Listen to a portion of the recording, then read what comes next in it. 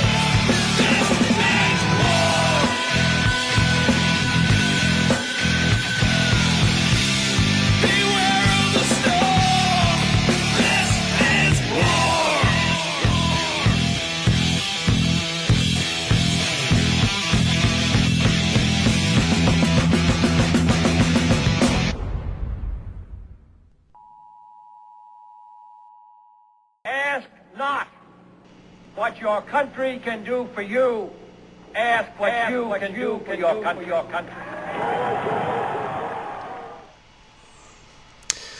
All right, welcome back. Thursday night. Welcome back to the American Radio Show, everyone. Thanks for coming in and joining us. I tried to get on. Ty, I'm still having issues. I think maybe it's still my version of the phone, but I tried to get on the main page, the American Radio Show page, just to see if I could share it out, and it doesn't even show up as a post. Do you see it show up? Yeah, I've got the live feed on now. All right. Yeah, I can see it right now. Hareem, what's up, Hareem? Hey, Jen. Hey, Hareem. Hey, David. What's up, Lewis? Lewis is in here. What's up, Mama Winner? Mark. Happy birthday, Lewis. How you doing, Lewis? It's Lewis's birthday, today? Francis. Right on. Yeah. Happy birthday, Lewis. David, Amy, how you doing? Katz, Chris. Thanks, everybody, for joining this evening. If you guys could please like and share and get this out. We got a good show for you this evening. What's up, Big Sarge? How you doing? Salutes to you also, Big Sarge. Marguerite, Linda. You can hear us both. Awesome. Yeah, guys, thanks for joining us tonight. We've got Ty Freedom and Francis Marion in here tonight. What's up, Steffi? We got a good show, right, Francis? Absolutely. It's, well, isn't it always? I hope. I think so. I think it is. I think that tonight there's, of course, like every time you take 2 days, 2 days off. There's a lot that's happened. But tonight's a little different. Did you get the feeling like kind of the stories that are trending and kind of things that we're focused on, it's taken a little bit of shift in the last 24 to 48 hours? Oh, everything's changing. I think it's a constant steady tick. It's starting to just tick, tick, tick, and it's moving kind of slow, but it's definitely moving, man. Well, before we get too far ahead, I want to say first, my apologies if I'm sniffing or coughing or look like death warmed over, because I got a nasty, nasty head cold. But I also want to say before we get too far, I heard you mention Big Sarge is in here. Again, thank you, brother, for coming in and stopping in. If those of you, I was able to call in and spend some time on their show, quite a bit of time actually. I was very thankful, very grateful. They gave me a lot of time to kind of express some of the, not so much just the ideas of some of the things like we talk about and we think about on the show, but a lot of the analysis and kind of the way that, you know, you and I talk through things and try to break things down with common sense and, you know, basic intellect and an open mind. And so it was really good. So if you guys get a chance, I don't know which number show that was, but it was last week. But either way, check out the Big Sarge show. They do a really good job getting the word out. And also to Harim Uziel, if you guys don't know him, find him and follow him. He is, in fact, I got to talk to Harim. Harim, if you're still on here, we got to hook up and talk, because Harim is one of those guys that was going to city council meetings, going to town halls, you know, raising a ruckus sometimes, and other times asking straight up questions that should have been answered, that should be answered by our elected officials. So if you guys don't follow Harim, follow him for that. He's somebody that I want to talk to again, just because he's still staying involved like that. So I just wanted to get that out of the way. For sure. So, you caught last night's Cliff Notes, right? Cliff Notes. Yes, I did. Yes, I did. Yes, I did. Through the last bit of section 2 of this book, the Islam and Terrorism book. Yeah. And it was good. So I hope everybody that caught it enjoyed it. And the plan. Welcome, Brenda. The plan is for tomorrow. Tomorrow's my plan. We'll see how it goes with this cold, but tomorrow's my plan to get into section 3, which is going to start getting into some nitty gritty, real education about Islam and terrorism. So if you're interested in that, follow us on the in-between days. Monday, Wednesday, Fridays is what my goal is, to do Cliff Notes with Francis. We're going to get through that book and get on to other ones. So, dude, we should get right into it, because unless you got any comments there, anybody that's... Let's see here. We got Robert in here. Amy, how you doing, Amy? No, everybody's sitting in, ready to go. We had somebody say they hadn't seen this show before, and it popped up, so welcome in this evening, and buckle up, because we're going to get through some stuff. We've been trying to speed through this, you know, so we can cover a wide range of topics, so we're getting ready to go on this, guys. That's funny. Somebody said that it just popped up, and that's really funny, because most of the time, our stuff doesn't just pop up to anybody. It pretty much goes out to, like, followers only, it seems. But that's good to know. So let me pull this up. So the first thing, speaking of that, the first thing I think that's interesting today, because there's a lot of talk about censorship lately. I mean, a lot, right? A lot of talk. And there's a reason for it. It's getting more prevalent, especially on social media. We see it everywhere, from the typical, 3-day ban, 30-day ban, what have you, to entire pages getting shut down. Right. And this also is something to bring up. I don't know, did Facebook send you a notification or ask for your input, or did you see a survey or anything like that from Facebook asking you if you wanted to change the way your news feed popped up, or what was included in your news feed? Did you? I mean, can you believe this, people?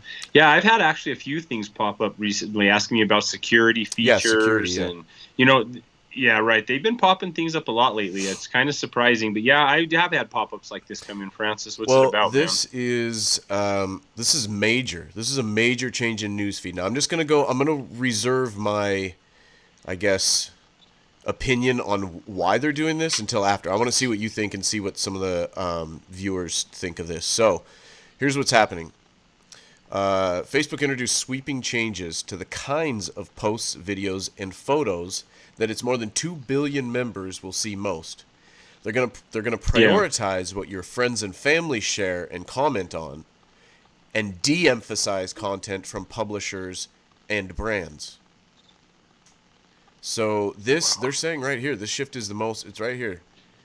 And this article, just so I don't get in trouble, this is from the Star Advisor. Star Advisor wrote this and dug this up, and I didn't find a lot of information on this elsewhere. Like Kareem just said, our Patriot Arthur Shaper got completely shut down by Facebook. There you go. In fact, I have got to talk to Arthur. Hareem, I got to talk to you, and I got to talk to Arthur. Yeah, I'd like to talk to him too, man. Yeah, Arthur and Hareem, I'd like to speak to him. Those guys are awesome guys. Specifically about the censorship and everything. And they're in California. I mean, they're like, I'm on the West Coast. We share the West Coast, but I don't know who's worse now, brothers, Hareem and Robert. But it's getting pretty bad on the West Coast. But this is by their own, and Star Advisor looked to me to be, fairly liberal outlet. I would say. So they say this shift is the most significant overhaul in years to Facebook's news feed. Wow. So I'm going to reserve. I know you and I talked about it a little bit before. I'm interested to know, because again, this is the question everything time, right? We should have a question. Yeah. Well, we should have a question everything segment. So you got to remember, Facebook is primarily, first and foremost, a business, right? To make money. Yes, for sure. No doubt. So why? What purpose? What benefit is going to be so beneficial that they want to change the way that your news feed comes at you and take away publishers and brands? When publishers and brands operating on Facebook is a huge portion of where or a large portion of where the advertising dollars come from. So I'm interested if anybody watching has a question or an answer to the question, everything. Why do you think they're doing this? Why is Facebook prompting this? And again, I apologize for sniffling. And dude, I'm in the same sweatshirt I was in last night, man. I woke up today. I'm like, I'm hurting. Almost out for the count, right? Yeah, I'm a hurting brother right now tonight. Well, sorry to hear that, man. Amy put for control. Control, okay. Tim put, I think people are sharing less and less personal content on Facebook itself. Okay. So that's a couple comments that have come in right now. I think my first thought went to control. And it is that we have seen just a slaughtering of mainstream media, right? From all directions. I mean, we've been hammering it. The president's been hammering it. Hell, the media themselves, the mainstream media themselves have been hammering each other over fake news.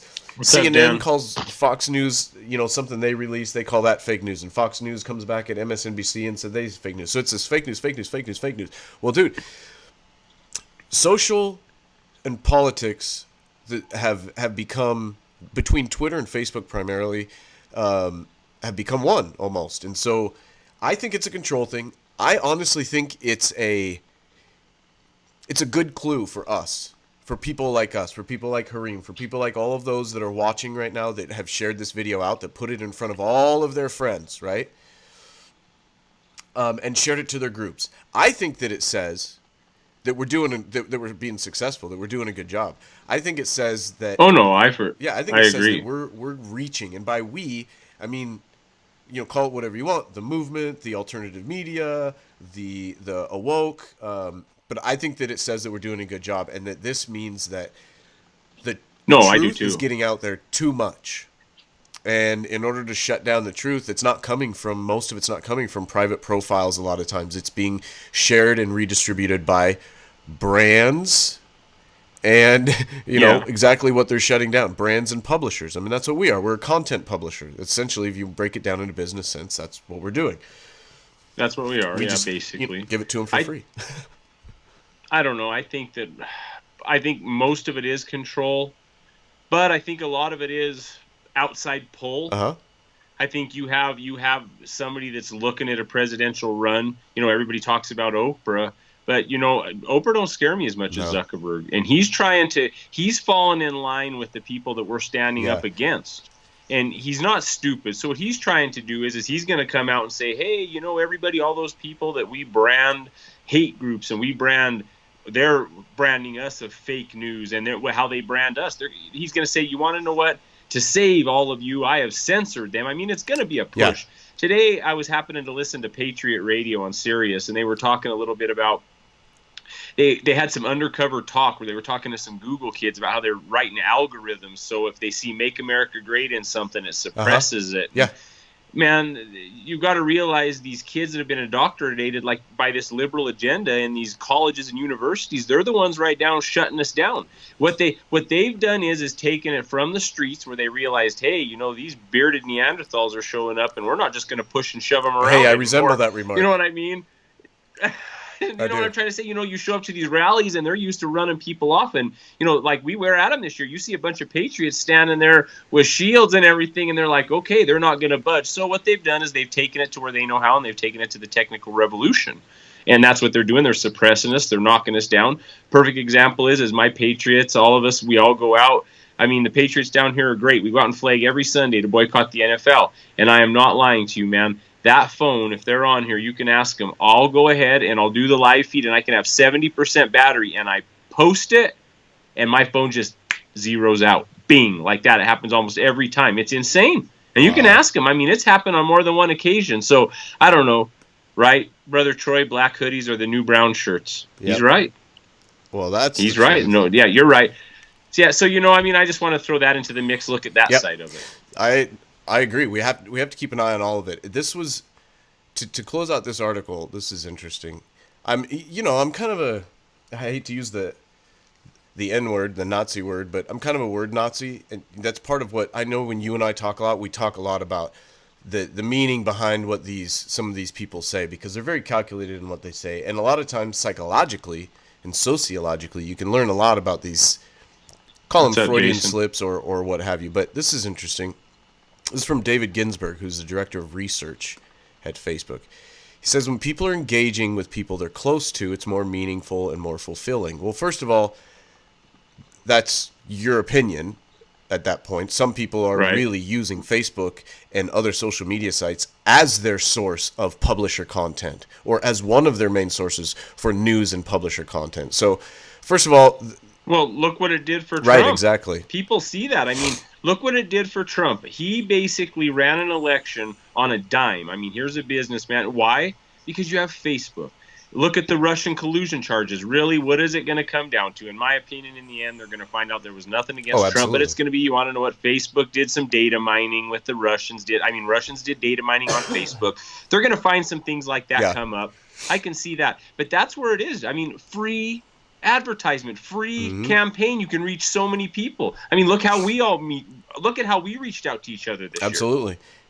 Look at how we all met. I mean, you live in the northwest part of the country. I'm living here in southern Colorado. I would have never passed you by, but other than an airport or maybe seen you, probably never. And here we are talking today, and we met people from all around the country. Why?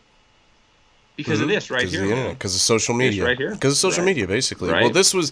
So that's the first point, is that, who are you to determine what's more meaningful and more fulfilling to me? So just stay out of my life. But this is the part right here that gets me. He says, it's good for your well-being. I'm so tired of hearing stuff like that. Dude, I'm tired of anybody that thinks that they have any... I mean, I vehemently disagree with some people's lifestyle. But I still, unless they're my friend or my family and they, ask for my opinion on it. You got the right to life, liberty, freedom, pursuit of happiness. That's my what makes you well-being, happy. your well-being. Jump. Just, get out of my life. Brother. So, anyway, that is that's an update there. Speaking of Harim and Robert from California and their experiences. So it says here the repercussions from Facebook changes will almost certainly be far-reaching. Well, no kidding. Publishers, nonprofits, small businesses, and many other groups rely on the social network to reach people. So de-emphasizing their posts will most likely hurt them. You know what this tells me? They've realized that they're getting called out. They're getting caught every time that they are, most times when they go after a specific group of people. Prejudice behavior. No. I know. No. But it is. They don't want to admit it, but it is. So when it's going beyond, now that they realize that that's going to come out and people are backlashing. I mean, there's hashtag campaigns and there's websites and there's lawsuits going on. There's lawsuits all over the place. Twitter, Google, Facebook, YouTube. YouTube's got a ton of lawsuits right now. And you know what? Here's what it is. It's like these people have never listened to Pink Floyd. We don't need no education. And this is what it tells me, or what maybe it's a little bit of hope. If they are going to change their entire platform just to suppress publishers, nonprofits, small businesses, and many other groups that rely on social network to reach people right here, if they're going to do that, dude, I'm telling you, I think it's so good that the alternative media on both sides, on all sides, I think the alternative media is taking over the narrative. I really think it's taking over the narrative. And Facebook and Zuckerberg is so tied in with the higher ups and the big conglomerations and the corporate control and the big government and all this. It's all intertwined that I think they're panicking. I really do. Well, you want to know what, kids? This is your version of net neutrality. Exactly. People.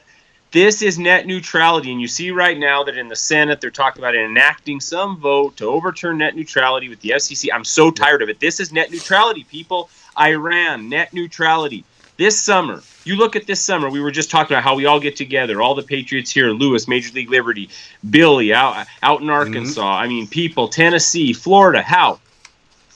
Social media. Well, you want to know what? If they didn't want us to get together, if we'd have had net neutrality, you know what they'd have done? Pulled the plug, folks. Net neutrality. That's all I can say about this. So you want a good example of net neutrality? You're seeing a version of net neutrality right now, just enacted by the most, I would say, suppressing anti-First Amendment group on the internet, Facebook. And Katz, I saw in here, I hate to change the subject, but Katz said that saw a post where Twitter keeps all posts, even deleted ones, in case government ever needs it. Yes. Do you notice how many times you hear the word safe on commercials? I'm so sick of it. I don't need my government to keep me safe. That agenda is horrible. I would rather be safe than secure. I'm sorry, but I'm sorry. We got to stop. We have got to stop giving up our freedoms just for the feeling. Big Sarge jumps in with it's a form of censorship for sure. Agreed, but it's their business, and would we agree that they can run it the way they want to? Yes. You're right, Big Sarge. I mean, they can. I agree. But as a consumer, I can gripe. No, they can. They can run it however they want. I'm with you, Big Sarge, on that, absolutely. I just think from when I saw that story, for me, it was more about, okay, well, they're doing it. It's like I'm not bitching about it. They're doing it. They're going to do it. It's already set. It's more about let's analyze it. And I think what it means is, or could mean at least, is that the people's voice is starting to be heard, because I firmly believe that Zuckerberg, whether he will come out, overtly and say it, he has an agenda, and Facebook has an agenda, and I just don't get the feeling that making this change is going to be beneficial for Facebook's pocketbook. Right. Because really, who can trust a guy that screws his two best friends? Right. Well, because here's the thing: is they collect so much data and so much analytics from what publishers and what brands you interact with.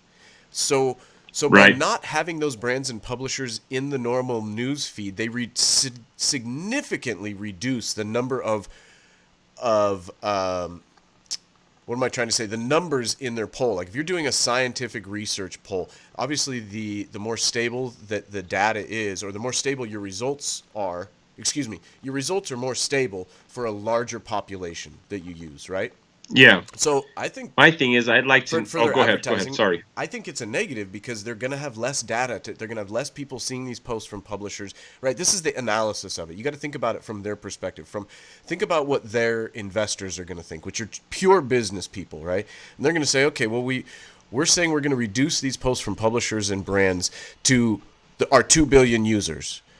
And that's going to reduce our ability to gather data, which is going to make our advertising less targeted, which ultimately is going to make us less money. Why are they going to do that? I think it's because the bigger threat is control of the narrative. And if you can't control it, which they're having a hard time controlling, you just shut it down. And they want to push the boost too. I think it's a little bit of both. Yes. I think it's twofold. Control the narrative, and then they know, okay, hey, these guys are passionate. They want to get their message out. We're going to push them to use the boost. This. Communists. So yes, thank you for that, Sarge, and I agree. I think we both agree on that. So I'm looking. We have the analytical hillbilly has jumped in. Safety is an illusion used by government, and the elite is a means to strip away freedoms. One by one, the only true safety is that which you can provide yourself. Amen. Amen. That's right. All right, well, here's the next one. Since we're talking about censorship and the big ones, how about this guy right here? How about this little bugger? Google. The Google managers. They've been keeping a blacklist of conservative employees. And that's right, Brenda. Write down. This is incredible. This is really... Actually, it's frightening because I get the same sense, and I'm going to read it to you. I'll pull it up here and I'll highlight it for you guys. I get the same sense from reading some of these quotes that I get when I talk with some of the really, truly brainwashed people in the streets at some of these events and rallies, and you have too. They don't think that there's a problem with it. Like they do it so openly. Right, Tim? They say these things so openly that they've got to think that it's okay. And what I'm talking about is when this one says... Disgusts me. Hang on. Oh, it's in the headline. Oh, yeah, it's right there. She wanted... I'm trying to find her actual quote. Oh, here it is. Here it is. Wow. She says... I'll pull it up here so everybody can see it. Let me find it. Because this is important. So this is a blacklist. And apparently there's several lists. Apparently individual managers were keeping their own lists. Some were open about it. Some weren't. So now there's a lawsuit filed. And, of course, we all have heard about the gentleman who... Dylan, who wrote... Oh, no, Dylan's the lawyer. Who wrote the op-ed, basically. It was a response, an open response within Google talking about diversity and how the censoring and shutting down of the ideas and other thoughts was going against diversity, which is, of course, we would agree with. So here's the thing that really caught me. That's right, Lewis. This woman here wanted, quote, something resembling a trial, or she at least posed the question. So here is her internal post, like an internal email, basically. They have an intranet that they use. Whoa, it's getting away from me here. And she says, I'm considering creating a public inside Google document of, quote, people who make diversity difficult. Wow. Okay? She says, I'm thinking of something like a Google Doc that accepts comments, which calls out those Googlers, which that's what they call their employees, calls out those Googlers who repeatedly make public statements that are unsupportive of diversity, with links to those statements so that readers can decide for themselves. Right, yeah, that sounds like you're leaving it up to the people. The list will be open to contributions from others, but I personally... This is great. This is great. Here it is right here. The list... I can't highlight it for you guys, but it's right there in the middle of your screen. The list will be open to contributions from others, but I personally will be the judge of what is included and what is excluded. Hello, can you say dictatorship? Can you say monarchy-minded people? This is how... Can you say privilege? Privilege? This is how they believe society should operate. Oh, yeah, nothing's better than having the Salem witch hunts back. Exactly. 2017 edition. I liked this. I expect the list to start with just a handful of people, and if it ever grows to more than 0.5% of Googlers, then I will delete it as a failed idea. Well, as soon as that went out, that'd be easy. 0.5%, there's more than 0.5% of people at Google that, that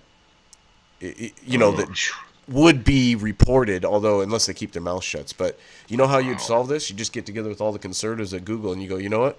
We're all going to make this same post that's legal and fine, but we know that they're going to flag it, and then you end up with 20% of the employees being on the list, and of course it would then, in her own words, I will delete it as a failed idea. Apparently that's the only way. Apparently the only way to get through to some of these people that their ideas are failed ideas from the start is to literally let them fail. The problem is that it's making our country fail with this progressive experiment.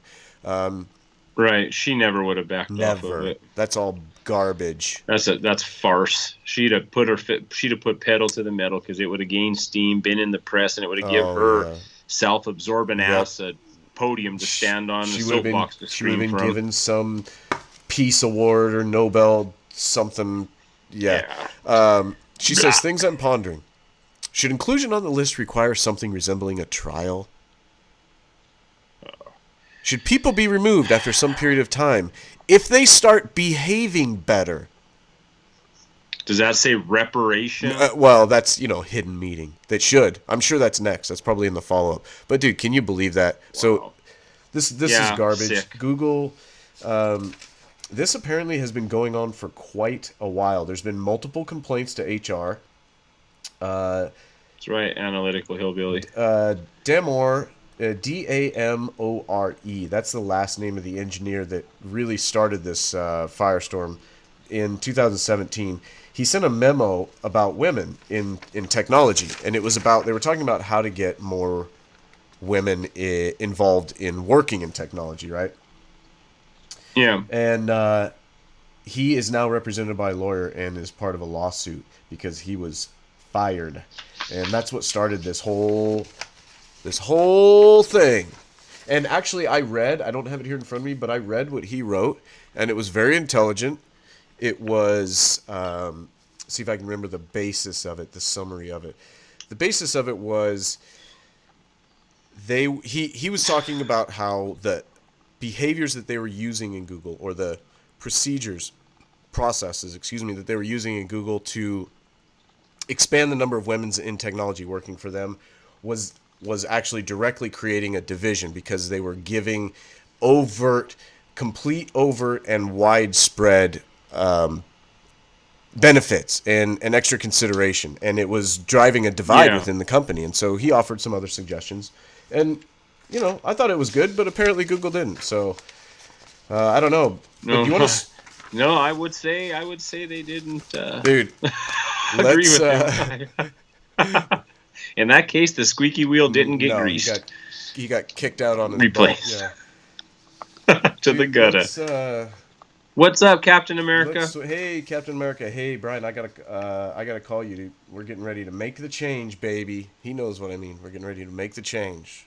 Cool. I'm excited, Captain America. It's good to see you in here, man. You want to switch us up a little bit? And I'm interested. I didn't get to read through these. I'm interested to hear about Walmart, and specifically, I want to hear what the hell NBC is going to do. Okay, so Walmart, guys. I'm sure everybody on here, it seems like everybody in here stays informed, but we have to bring it up. So much winning. Promises made, promises kept. Today, Fox Business came out with an article, Walmart boosts pay for 1 million U.S. workers. Tax reform is the reason why. The New York Stock Exchange, Walmart, the nation's largest employer with 1.5 million U.S. workers, will allow the majority of those employees, 1 million, to share in the benefits of the largest sweeping tax reform in 3 decades. They are going to boost their starting hourly wages to $11 an hour. That's across the board, okay? $11 an hour. Wow. Additionally, the retailer will give one-time $1,000 bonus payments to workers depending on length of service at the company. It is also extending maternity and parental benefits. The changes take place in February. Wow. The CEO, now here's what I love about this. This is what upsets me so bad, because I'm going to tie this into something I'm saying after it's been irking at me all day. I brought it up to my mom at work, and everybody I've seen, and it's just put bile in my mouth, so I'll tie it up with that. So the CEO, Doug McMillan, says, we are early in the stages of assessing the opportunities tax reform creates for us to invest in our customers and associates and to further strengthen our business, all of which should benefit our shareholders. This is the American dream, guys. Walmart joins other major S&P 500 companies that have rewarded employees after the passage of President Trump's tax reform package, which lowers the corporate tax rate to 21% from 35%. That's huge. Okay, That's huge. This is what disgusts me, right? So this is what disgusts me. We see this beautiful article. We see them. We see AT&T. Wells Fargo jumps their minimum starting wage to $15 an hour. Benefits. Here, this is not only monetary benefit. They're kind of following in Ivanka's line of parental benefits and family time. So we're starting to see a shift there. And yesterday, they had Pocahontas on. And I can't remember what other senator with her, and they flat out said, we're going to push for 2018, we're going to get Congress, and we're going to repeal this tax bill. I'm disgusted by it. We see growth. And then today, I caught a blurb that said it's not going to happen. An independent tax agency did an article that 90% of Americans are going to see an increase in their paycheck in February. 90% of Americans. Yep. So you want to know what? It disgusts me to see the resist. They hate Trump so damn bad. It's disgusting, man. The man's changing the world. And then, don't get me wrong, I have to bring this up. I'm sorry, I don't know if you saw this today. I know you've been busy, man, and I've been busy, but this popped up. Since I'm talking about Trump, I don't know if you heard what he said about immigration. Yeah, Trump comes out and the Washington Post reports him, and, he puts his foot in his mouth again, which I hate to say, I totally agree with him, but I'll leave that.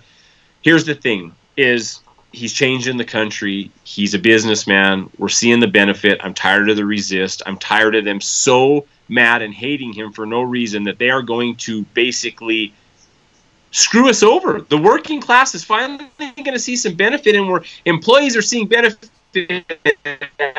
Apple's got $200 billion back, and we have the resist agenda ready to shut us out of probably the greatest financial revolution this country's seen. Dude, I thought about this today, and I knew we didn't talk about it, but I knew it was going to come up, and it's not going to happen. I got to stick with that. It's not going to happen. Okay. It's not going to happen. I say that with a lot of hope, because I'm just as disgusted as you are. And here's what I hope. This is going to continue to go on, right? This is going to continue, and by this, I mean the winning, the advancement, that however anybody wants to refer to it, it's going to continue. So just like you and I were talking before we came on the air about just move forward, right? Just move forward with things. We've always done that all summer. Yeah. And right now, I think that the best defense for Trump and the best defense for America is an offense. And by offense, I mean just keep pushing forward. Just keep America first, baby. Jam it. Get more and more. What was it, Virginia, a couple days ago that we talked about was getting a new auto plant, and there's a new auto plant in Indiana. Yeah, Toyota's putting 10,000 jobs, I think. I mean, just push, and you get 10,000 jobs, and then another one is 13,000 jobs, and then 4,000 jobs, and you just keep doing that. Push, and they're not. And then they were talking about the offshore drilling today, and then another thing I like to hear is that's a touchy subject. I think they're going to allow it to be state by state, but the thing that I like to hear is Sarah Sanders gets up and says, not only are we looking for energy independence, we are looking for energy world dominance. There you go. Just lay it out. What is wrong with that? What is wrong with selling gas to Europe? Because people, Russia. Yeah. Well, you know what? By having a strong energy plan, whenever Russia gets cold and they tell Europe to get in line, now Europe can throw them the bird, because when Russia turns off the heat, we just widen the Panama Canal, and now we can haul natural gas brought out of the America right over there. It changes the world. This man is changing the world in so many different ways, man. It's a beautiful thing. The only thing is I think we need to throw this in there too. We're talking about positive. Well, for our, I know the DACA thing it's a wrench in things now, man. I mean, the base is furious. The Bannonite base is furious. Speaking of Bannon, he lawyered up because he's going to get interviewed by Mueller. But the Bannonite base buddy. Yeah, right. The Bannonite base is furious. I don't know. I'm up in the air on the DACA. I've always said out loud that I think the veterans, the military.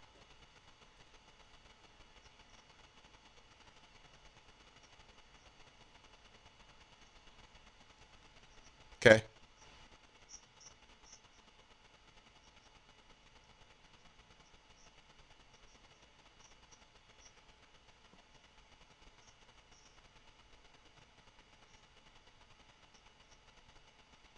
Mm-hmm.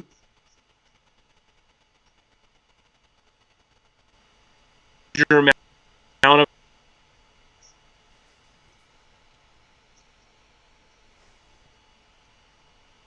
I think it was on Tucker, where basically they lost you? MS-13 gang members that were being deported. They're saying that they lost. I still got you on here. Try now. Can you guys hear me? You said sound isn't. Nobody wanted to hear my thoughts on DACA. Can anybody hear me? Would you let us know so we can keep going? They wanted to hear your thoughts on DACA. Okay, they said I'm here. Oh, okay, guys. Okay. So, I don't know what happened. We can't hear Ty. Can you hear me, Amy? He's back. Okay, I'm back. Okay. Now I lost where I was. Back on. Okay, I have a problem. You know, I think the veterans should be able to stay. I think there's some people should be able to stay. The issue I have with this, and I'm going to ask you a question. Okay. I heard somebody say the other day, well, you know, their parents should be able to stay. Well, their parents are criminals, first of all. They did enter this country illegally. Now, let me ask you a question. Say you commit tax fraud. Okay. How many Democrats are going to be knocking down your door going, well, you know, your poor kids are going to be without a mom and a dad. We can't put you in jail. Nope. This Doesn't is what happen. upsets me. We're supposed to be a nation of laws, but what upsets me is we keep breaking these laws for everybody else but Americans. And I've had enough of it. You see, the governor of California pardoning illegals when you have, I mean, and New York. Really, in my opinion, the Republicans should be beating on the prison walls going, haven't you guys seen that are incarcerated that your governor pardoned non-American citizens? Yeah. I mean, you see the states having to re-put money in different spots to take care of these people and their own citizens that have potholes. When are people going to wake up? So the issue I have with DACA is I think there's a place for some of it. Another thing I want to know is they're saying, well, as a penalty to these families staying, these parents staying, we're going to make them pay back taxes. I want to see back taxes. You know what they're going to do? They're going to give a bunch of tax credits, and it isn't going to happen. And this is, in my opinion, I've got an issue. I mean, I love Trump. I back Trump 100%, but I've got an issue with this. It was beautiful what he did, and I know I'm running my mouth. It was beautiful what he did in the boardroom. It was great to see him say, as an American, it touched my heart, and I'm not going to lie, I got a tear in my eye, even though I didn't agree with him, which it's okay not to agree in America, when he said, bring something to me, which, like you said the other night, it isn't going to be just junk they bring to him, but bring something to me, you guys, as Americans, and I'm going to pass it. I sure hope this don't lead into amnesty because, you know, that's going to kill our voting base. We all know that. If Texas turns purple or blue, it's over. Yep. I'm afraid of how they're going to vote. But what I'm hoping is Trump is the art of the deal, man. So I'm hoping he's going to be able to swing the DACA voters to being conservative voters because, you know, if he is the president, well, I think if they can president to do immigration reform and get it passed and be fair, maybe the tables will turn a little bit. But I don't know. I mean, I definitely think, you know, but then we see, you know, people say waivers and then they crack 100 7-Elevens today. Yeah. You know, or 1,000, whatever. I know I talked to Fresh earlier. They hit 5 in Denver, no arrest, but they're hitting them. So, you know, I don't know what to think yet. I haven't heard the guts of it all, but I don't know. It's the art of the deal, man. But I just wanted to bring up DACA because it ties into what we were just talking about with wages and everything else in the country. And it's a hot topic. Sorry to go off on like that, Francis. No, I would say that as a general point, I agree with you. I think there's got to be, like most things, there's got to be some discussion of intellect and common sense. Did parents come here? Did parents come here illegally? Have children in the country who grew up and then served this country in the military? Yes. I don't think you can get any more American than that. I think that is something that I honestly would have zero issues whatsoever with that portion of it. Beyond that, I'm not an Anchor Baby supporter. I'm not a Dreamer supporter. I think that it waters down the dream. I think that. See, and the word dreamers. How are you going to have people to? How are you going to have dreamers? What are they going to dream about? A country that has messed up roads, has bad schools, is riddled with crime, has corrupt government, has corrupt media. Not only are they not going to have a dream here, but we're not going to have a dream here. Well, what upsets me, and oh man, I'm going to really go off now, is I'm tired of the dreamers BS. Aren't your kids dreamers? Don't your kids deserve a dream in this country? Because my kids do. I'm tired of this. Oh, we got to protect the dreamers. How about protecting the dreamers that were born in this country and not protecting every Anchor Baby that comes over the line? I mean, it's the honest to God truth. It's a fact of the matter, you guys. Well, that's right, Brother Troy. American dreamers first. I mean, the issue I'm having with this is I understand that we are a country of immigrants. Most of our people came here as immigrants, but we assimilated to this country. We came here because this was a land of the free. This is a place where you could come here with nothing and be something. You could come here with dreams. It was free and you could thrive. But people are wanting to come in here to saturate the welfare rolls and to take the education and the health care. And you guys, they are raping us blind. Well, and our kids are suffering.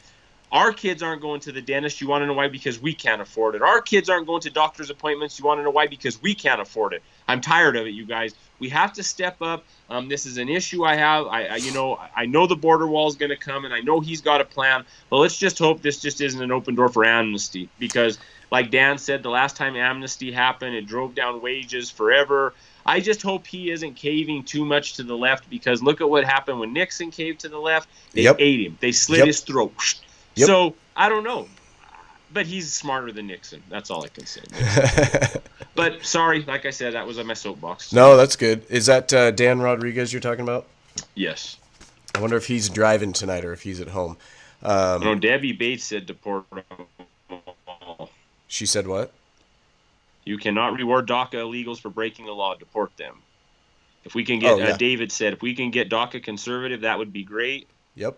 That's right. Katz, 31 Republicans leaving or going for a new seat. Yeah, and I saw Issa, you guys in California. Issa said he was leaving his seat, but it looks like he's going to run in another seat in another district. They said it was really weird what he's doing. That's jockeying for position. The Democrats are doing a big rework and a big reevaluation on the state's electorate, like, mapping. Okay, so they're doing a ton of work behind the scenes in a lot of states to try and change around the mapping zones for the voting districts.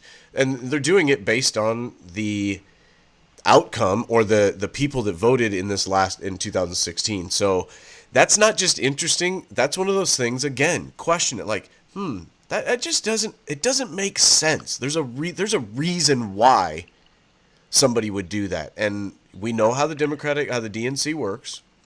We know that the pressure comes. We know that they select candidates. Look at Hillary, who didn't even live in New York, and then all of a sudden, poof, she's got an apartment and she's a senator in New York. And so they're crafting the next election starting now.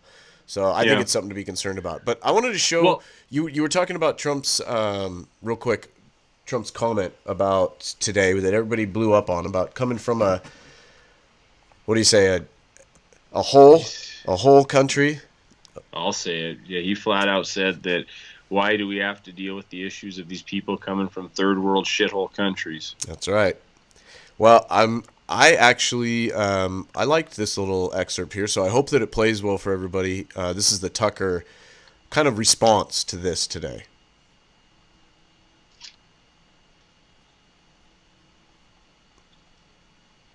Old Tucker. If it'll load. If it doesn't, here we go.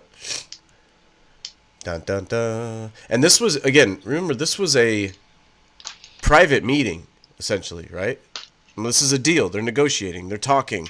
They're prepping and planning and discussing the deal. And we have our CTO, Paul Miller. Oh, nice. An ad. By a robot. You guys are killing me. I'd introduce the day about the future by talking about the past.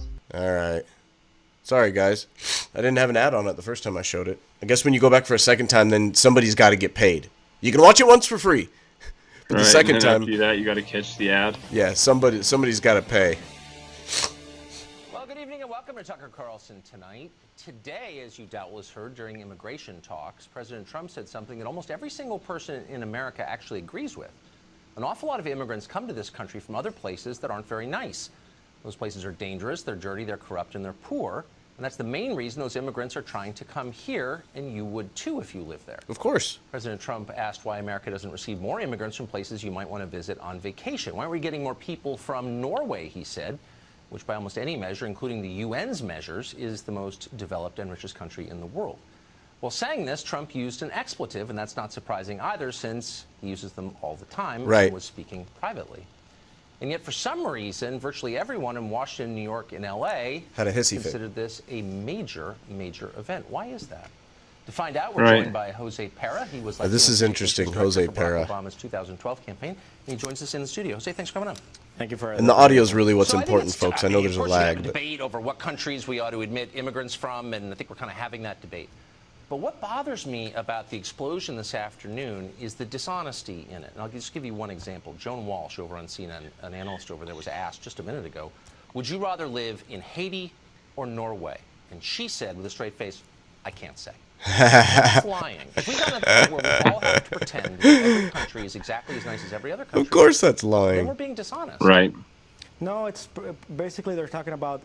I think the outrage here is about the insult and the expletive that is attached to the people who come from these countries and who are making a life here in the United States, contributing fully to the U.S. right now. They were talking specifically about El Salvador and Haiti, two countries where TPS was recently revoked by the Trump administration. Right. And between these countries, we're talking about the people from those countries. They're contributing close to $170 billion. In No, GDP look, but I'm not. I mean, and they're making a full contribution. Well, to I the mean, economy of it's this actually a country and the pretty. culture of this country. It's a complicated picture. But I agree with you if you're saying that a lot Now, this is the important. I think it's of important. people who come from those countries are good people. Of course, I completely agree. But the idea that you're not allowed to say that they're pretty crummy countries, Haiti, Right. for example, or El Salvador, I've been in both of them. That's why people are leaving them to come here. So I don't understand what this. That's the key is every time it seems like it's brought up, it's a fact. These countries are bad countries to live in. If they weren't, people wouldn't be dying in the streets. People wouldn't be, hitchhiking rides and making to go across countries. They wouldn't be making rafts out of tires and milk jugs, and that's not an exaggeration. So why is it so bad to state a fact? He's not saying the people from those countries are generally bad. He's saying the countries are shitholes. The countries are bad. They're poor. They're communists. They're socialists. What's wrong with that? Well, and that's the thing, isn't it? We are country immigrants, and we are supposed to take the poor, the hungry, the people that are oppressed. And I think we do need to still open our borders to people that are willing to come here and make a better life and be part of the American dream. I see no problem with that. And I do think that we need to lead people that are religiously persecuted into this country, or people running from hunger or oppressive governments.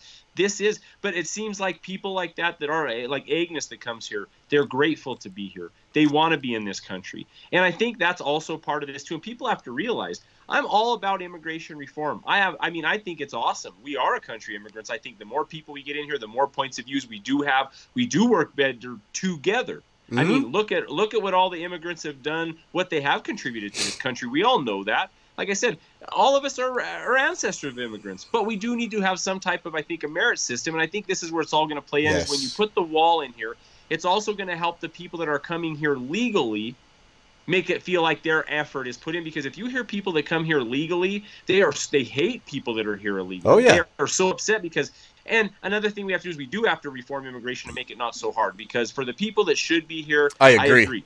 I think it does need to be made easier for people that do want to be here to make this country better.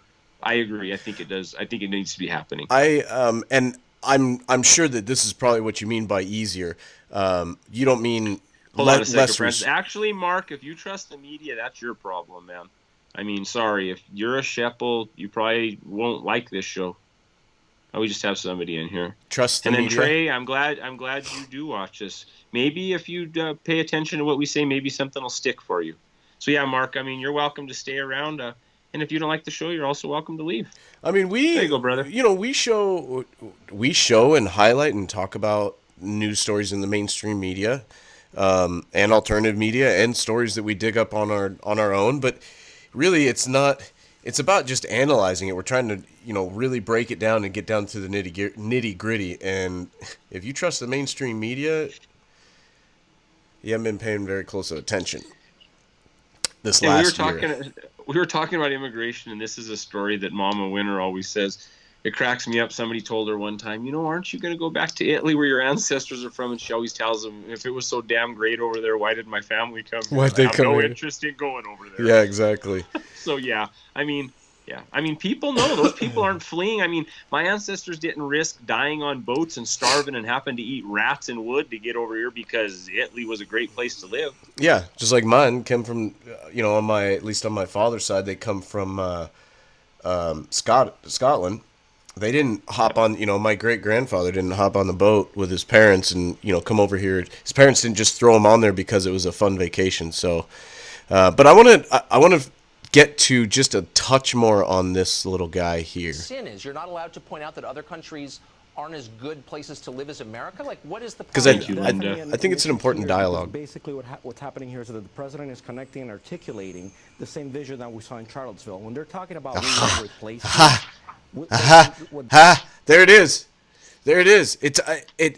No matter. I mean, a country could be literally murdering their citizens in the streets on live camera. And if those citizens happen to be of any other color other than white, turds like this guy right here are going to turn it into a racial discussion. What the chanters and the marchers were talking about, but this time it's the same thing, and it's not the same. Look, and it's the same. Slow down. What happened to the whole masses? You can't even look Tucker in the eye when he talks. Watch. Try and track with me here, okay? Most people The can. president, from what we know, and maybe he said other things we don't know about, but what we know, he said these countries are crummy places, okay? They are. Or whatever, used profanity. They're crummy places. The people who left those countries, some of them rode trains all the way through Mexico or hid in a wheel well of a plane to leave. They would agree with that. So why the outrage? Is it you have to lie and pretend, as Joan Walsh says, that, I don't know, I live in Norway or Haiti? Like, we've gotten to a place where nobody can be honest about anything. Do you see the point? Well, first of all, one of the things is that do we apply the same metric to Eastern Europe? We're talking about countries that are not doing too well right now in crime measures and economic measures and other issues. But we seem to be applying this only to avoids countries the point. where there are brown people, such as Haiti and just brown people. And we're talking about Norway, like you said yesterday, which again ties back to this You're right, social John. engineering that they're trying to. I don't want to get all fact-based on you, but Norway is, according to the United Nations. Well, here are some. Here are some. The United Nations says that Norway is the most developed country in the world. Its sovereign wealth fund, I think, is the biggest in the world because of the oil discoveries offshore there. As you know, it's the richest place in the world. Okay, Haiti is the poorest place in the hemisphere and has been for a long time. People are actually staying in this country right now legally because Haiti is so bad, we don't think they should have to return. So if you say Norway is a better place to live and Haiti's kind of a hole, anyone who's been to those countries or has lived in them would agree. But we're jumping up and down, oh, you can't say that. Why can't you say that? Well, let me tell you something. Most people in Norway, according to most polls, do not want to live under Trump's America right now. See? This is... it's such garbage. It's such garbage. You can't make any progress. You literally can't make any progress with some of these people. With some of these mindsets. I mean, it's simple, dude. It's simple. You just look Tucker in the eye and make one single honest, from your heart, from your soul, an honest statement. Right. And he can't. He's got to switch it up and go, well, most people from Norway right now, based on a poll. Yeah, the same poll that picked Hillary Clinton as the winner, 98% until about 5 seconds before mainstream media erupted. Dude, can I just tell you a secret? I'll bet you. Yeah, I want to hear it. I'll bet you at least 2 to 3 times a week, at least 2 times a week on average, 2 or 3 times. So not a lot, but every other day or so, I'm watching one of those recap videos from election night. I do too. With Rachel Maddow and all that. Oh God, she's and people, and they're just and Obama drops his phone when he goes, "At least I'll be known as an American president." That's right. Oh yeah, I love that one. They're great. And I like the compilations that they do where it's like that music in the background. It's like circus music, and it's building up, and it starts going. He's going to have to win Florida and Indiana, and then they show the little blurb where it's like, and Indiana was just called for Trump, and Florida was just called for Trump, and that whole thing. Yeah, so I admit, that's my secret. I watch it about every other day. The night of the election, me and my brother sat up till like 1 o'clock, and he's like, man, we can't fall asleep because we're going to wake up in the morning and they're going to steal it from us. I mean, seriously, that's how nervous we were. We were like, you know what, we're going to wake up in the morning and they're going to say, guess what? We found a ballot box with just enough ballots to eke it out for Hillary Clinton. Yep. Good evening, Connie from Pennsylvania. How you doing? Hi, Susie. How you doing? Right. Yeah, Pennsylvania. They just we talked about this a couple days ago, I think. They declared that state of emergency because of the opioid epidemic. Yeah. Which then again, of course, limits your right to carry a firearm in Pennsylvania. when you're under a state of emergency. So you might want to look into that. Yeah, pretty crazy, right? I agree, Dan Rodriguez. Now I can see a few comments. He says Cool. we need to enforce the law, but we can before we can get any reform of anything. That's the thing. It's kind of like again, it's like raising a kid. You gotta learn how to follow the rules and do what you're told first, and then things can loosen up. Because right now it was just loose. It was just willy nilly, and we saw what happened. So just like Sandy. in the NFL, dude, they're still going, and NBC is covering the Super Bowl, right? And what did they say about what they're going to do with this protest? I know So that's basically, a switch on us. the NFL said that they weren't going to show. They haven't been showing pregame all year. They haven't been showing national anthem all year because it's just killing their ratings. So what NBC is saying is they are going to show the national anthem no matter what, and they are definitely going to point out kneelers. The article's only literally, I think it's not even 2 full paragraphs. Yeah. Basically, what Short. NBC says, the revolution will be televised. That's the world coming down to from NBC executives. They say they will televise any player who chooses to protest the national anthem during Super Bowl. When you are covering a live event, you are covering what's happening. NBC Sports EP Fred Rudinelli told reporters and television critics on Tuesday that there are players who choose to kneel, they will be shown live, he said. He explained that if a player chose to protest during the national anthem, NBC broadcaster Al Michaels and Chris Collins would likely give the player's name, some background on the protest, and then get on with the game. According to Fox News, the anthem will be aired live and is scheduled to be performed by Pink. Great. Wonderful. Pink, the lady that has a kid. That's all you can say, remember? Because she's raising her kid genderless. So she has a kid. She has a child. A child, yeah. And that's all we can say, right? Yeah, that's all you can say, because if not, she probably has friends of Pecker. Potential protesters will have an opportunity to make a statement in front of, and I live out here. You're in deep crap, know, brother. man. And you guys, I wouldn't want to get in a fight with Pink. That is Pink not would rock me. Have you seen that woman? Oh yeah. Oh, Pink could crush me. She'd just walk in the room and Goldberg me. Knock me out. and just so everyone knows, if you haven't kept up with the show, Friends of Pecker is not a pornography or a sexual reference. It is an actual term that these people in high up in What's Hollywood, up, brother Eric? High up in Hollywood use because of this gentleman whose last name is Pecker, who owned several tabloids, and apparently if you were a friend of Pecker, you could pretty much get away with whatever you wanted because he could control Boston. Thanks, Kimberly. He could control whether the news outlets actually put it out there and ripped you. So if you're a friend of Pecker, then you basically had a get out of jail free card, is what it sounds like. So that's why we reference Friends of Pecker. Yeah, just so you guys know. So yeah, that's the NFL story. It's nice to see that. I mean, I don't really know their motive. I think their motive is probably crappy, but I think it's going to backfire on them and the NFL. So awesome for us. Especially when they come out and openly say, it's one thing if you're there, just do your job. Here's my thing. Just do your job. If you're NBC and you're going to cover the Super Bowl, just go cover the Super Bowl. However you're going to cover it, just cover it. Okay? You don't need to come out and openly say, if there are people that choose to kneel, they will be shown live. We will give some background on them. I mean, why don't you just come out and say that we are taking a side on this political issue? Do they not? I honestly think that a lot of the mainstream media has forgotten what their purpose is, what their job is. They've forgotten that their job is to inform. That's right, David. Inform and relay information. What did David say? No, he goes, I don't think she would go Goldberg Ty. I think she would go Undertaker style and give you a tombstone pile driver.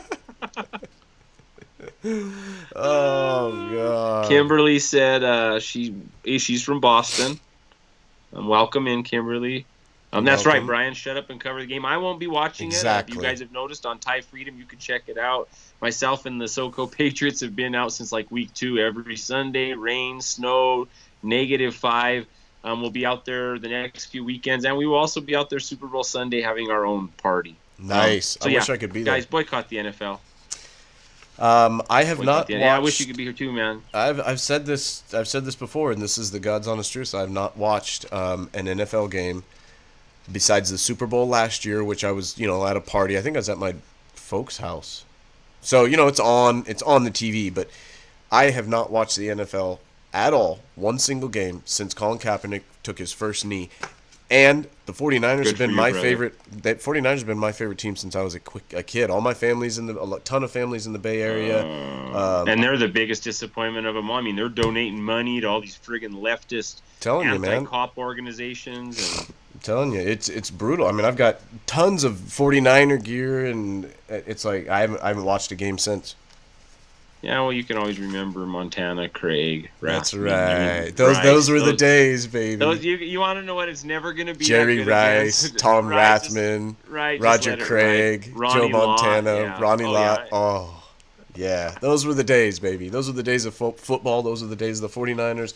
And Hi, it New just so Jersey. happens that those were the days of actual Americanism and of actual, I remember back then, this is a little side note, but I remember it was right, so Eric. different. My older brother went into the Air Force, and I remember when he came home, it was Christmas time, and man, he's 4 years older than I am, and I just thought he was like, I mean, I thought he was everything, Oh, He's for sitting there, sure, man. He comes back, he's looking good, he's all pumped up, he's got all his Trim and thin. oh yeah, and he's got all his gear with him, and at that time I think I was about 14 or 15, he was 18 or 19, and and he's got his new pocket knife, and he's got his K-bar, and he's got, and I'm like, oh. And it wasn't just me, it was that I remember being in school talking to people about Right. my brother being in the Air Force, my brother being in the military, coming home from the military. He's home for Christmas. He's like, as a kid, I openly talked about it. It was like one of those things like, it was one of the things like anybody's coming home. My grandpa's getting out of the hospital, or, oh, that's great. It's good to hear. It's like my brother's coming home to visit from the military, from the Air Force, and everybody supported it. That was a totally different time, man. A completely Right. different time. And it Right. wasn't that long ago. It's only about 25 years ago. So, And look at how much it's eroded since then. oh my God, it just keeps getting worse. But I want to make sure that everybody has this is real quick, but I want everybody just to have a warning, especially if you're parents. If you're parents, you guys, make sure, talk to your kids about things like this. Pay attention to the news. Pay attention to trending stories. Right. Okay, This is pretty crazy. there's a social media trend, apparently, that has kids eating laundry detergent pods. This is not a joke. These are pictures from somebody's, I think, tweet or Snapchat. They're making a joke putting these laundry pods on pizza and whatnot. But they actually have videos of kids taking these laundry pods and eating them like it's a game. And the concern is not only the detergents because the chemicals, because they're highly concentrated, but also the capsule. Apparently the capsule that it's held in can dissolve within the body, and then it leaches out toxins. There's a picture of killing one in it. water. Right on, Emily. And this is a clip. I'm not going to show you the video, but just to show you that they're out there. This is Haley McEwen. Her little tweet here says, "Everyone wants to eat a Tide Pod so bad. I'm the only one who will actually do it," and she eats it. I don't know exactly what happened to her, if she got sick or whatnot, but anyway, that's just a real quick kind of Thank you for your service, Kimberly. Thank you, Kimberly, for your service. That's a She's a Marine. Marine, right on. Kevin Rose, one of my absolute best friends, is a Marine. So I'm sure if he's not watching, he will later, and he will gladly thank you for your service as well. Let's see. This is... I don't know, John, if I'll be able to make that. That's a long ways away, sir. He asked if we were going to march with them in Michigan in April. in Michigan. Haven't heard in about April? anything, sir. Yeah, I haven't even heard about anything in April. April It's when? fresh. I don't know. I gotta Are be you going in- to march with us in Dearbornistan in Michigan in April. Oh, the Dearborn March. I gotta find out when I that didn't is. even know there was one. Yeah, I gotta find out when that is in April, because I know right now I'm supposed to be in South Carolina in April for the summit, for the Patriot Summit there that they're organizing. Jeanette Finnecom's going to be the keynote speaker. That's going to be huge. Keep an eye out for that. That's coming in April. I want to say like second or third week in April. I don't know if Tim or Jimmy or John are on here watching, if they can clarify that, but As far as Dearborn stand, I don't know. I can't comment on that right now. Oh, yeah, and that's Too far out.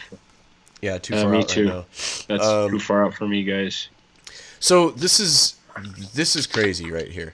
If it'll pull up here, this is senior Pentagon soldier says to ISIS, essentially, surrender or get beaten with entrenchment tool. And this is my favorite article I of know. them all. Okay, guys.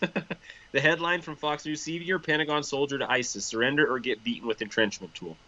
Okay, so the Pentagon senior enlisted member has drawn the line. Hang on, Ty. ISIS. Just in case, if y'all don't know, this right here on the right-hand side of this picture, that's an entrenchment tool. Just so you know. For reference. Just for reference, so that when this guy on the left that you see here, when he comes out and says surrender or get beaten with entrenchment tool, this is what he means. Sorry, go on. Okay. They say it was a blunt warning. He was talking to his joint force. It was a joint force meeting. Mm-hmm. Okay, it says right here, Major John Wayne Troxel. This is his full comment, because I don't want to read bits and pieces. However, if they choose not to surrender, then we will kill them with extreme prejudice, whether that be through security force assistance, by dropping bombs on them, shooting them in the face, beating them to death with our entrenching tools. He continued, regardless, they cannot win. So they need to choose what it's going to be. It was shared Tuesday along with the photo of the entrenchment tool, a collapsible shovel used by the military. He was at a stop in Afghanistan on a United Services Organization holiday tour last month. He delivered a speech when he said that ISIS would be annihilated, period. And there's a picture of him holding the entrenchment tool as he's giving this speech. And the reporter that was there, he was there, I think he was there with the USO. That may be through advising, assisting, and enabling the host nation partners, he said in the video recorded by Stars and Stripes reporter. It may be by dropping bombs on them. He reiterates through the comment, and he's catching some backlash for this, but it is nice to see that Trump has taken the gloves off of his military commanders, and they are out trying to win a war. Right. Yep, I agree. They're time. They're trying to keep America safe. They're out there trying. Yeah. War's ugly. So you know, I wouldn't mess with him. Am I a big fan of Trump's comment about shithole countries? No. I think it's true. I think it's accurate.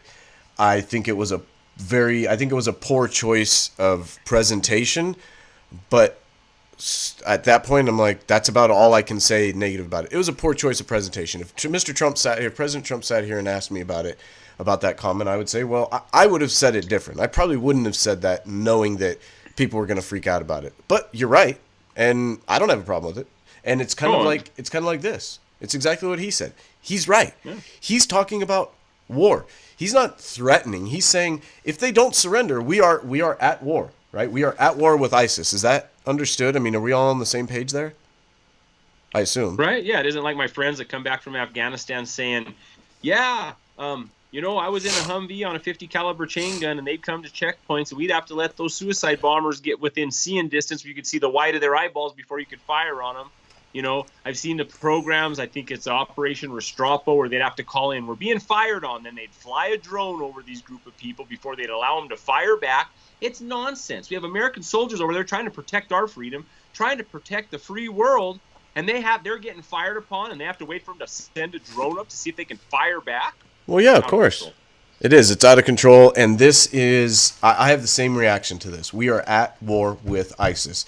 So what he's basically saying, he's saying, we're at war, surrender, and it will end. Okay. And if you don't surrender, then we're going to continue with the war. All he did was describe in a little bit more detail what that actually means, and I don't have a problem with it. I think it's about time. We saw it with the verbiage from the article earlier about Facebook, where he said that it's good for your well-being. You remember that? Remember the director of research on Facebook, David Ginsburg, when he was talking about changing the way that your news feed comes at you? He said it's good for your well-being. Brenda. Well, I think what's good for people's well-being is some of this honesty. And this guy this soldier was honest. I think that needs to be said. I think it needs to be maybe not like saying shithole like the president, but it needs to be honest. This is war. This is what he's saying. We're at war with you. You declared war on us. Who's he talking to? He's talking to ISIS. I mean, that's essentially. But I mean, who's he talking to? Oh. We also got to look at his audience. He's looking at a bunch of direct 18-year-old guys that are out there, hoorah, ready to go to war. I mean, that's people have to realize who he's talking to. Right, exactly. Right? You got to base it on the audience. So even, people will still complain, but I think we need more of it, even not to that audience, even to the rest of the population, to say, look, we are at war with ISIS. ISIS declared war on this country. They did it in multiple ways, both through written language, spoken language, and deeds, acts. They did it through their terrorist acts. We're at war. And I just want to say, Francis, I hate to cut you off, but there's a lot of veterans or active service. I'm not sure, but there's a lot of military talking in here, and just want to say thank you all for your service. Emily, tell your husband thank you for his service. Thank you, everyone, and not just military service, but public service, EMS, fire, law enforcement, all of you. Seriously, we greatly appreciate all of you. In fact, Ty and I were just talking. I won't go into a whole lot of detail on it, and then I'll finish this. But we were talking about, yesterday you mentioned I got into a few stories about, my history and my past and my experiences, and it prompted a lot of people in the comments to engage too. And we're talking about doing a little more of that, maybe a little special show to bring a little more light to the reality of veterans, the real life stories of veterans, law enforcement veterans, EMT veterans, paramedic veterans, firefighter veterans, rescue divers, rope rescue technicians, all of these. I think it'd be good. So anyway, I'll just throw that out there because thank you all. You threw it out. So thank you all. Yeah, I think that this conversation needs to be more in the public and say, ISIS declared war, we're at war, and this is what happens in war. In war, you go until the war is stopped for one reason or another. And until then, unfortunately, the two sides are trying to kill each other, or they're trying to advance their own agenda while the other one is trying to prevent them by up to and including killing them. So people do get killed. The only way to stop that is for one side to surrender or to be completely killed. So this Pentagon director, this Pentagon soldier, is saying, this is war. This is the real life. You either surrender or we're going to kill you. We'll shoot you if we can. We'll drop a bomb on you if you can. We'll burn you out if we can. We'll strafe you if we can. We'll sneak up behind you and slit your throat if we can. We'll beat you with a rock to death if we can. Yes. We'll drop a building on you. We'll drop a tank on you. We'll drop a shell on you. And we will beat you to death with our e-tools if that's what it takes. This is war. Surrender. Stop killing our people. Stop killing Christians across the world. Stop putting people into slavery. Stop coming to this country and killing Americans. Throwing gays off of roofs, dragging them through the streets, stoning them. They've got to stop. They're animals. Stop burying women up to their shoulders and neck in the streets and stoning them to death. Stop cutting the labia off of your daughters. Stop throwing acid in the faces of your wives to disfigure them because you caught them with their face unveiled in front of somebody that wasn't their husband, their father, their brother, or their sons. You guys stop doing that. And this is what I get from this. He's saying, y'all stop doing that, which is surrender. That means surrender. And in my book for ISIS right now, that means for them to surrender because we know where ISIS stands. We talk about it in this book, the Islam and Terrorism, right? They will not stop.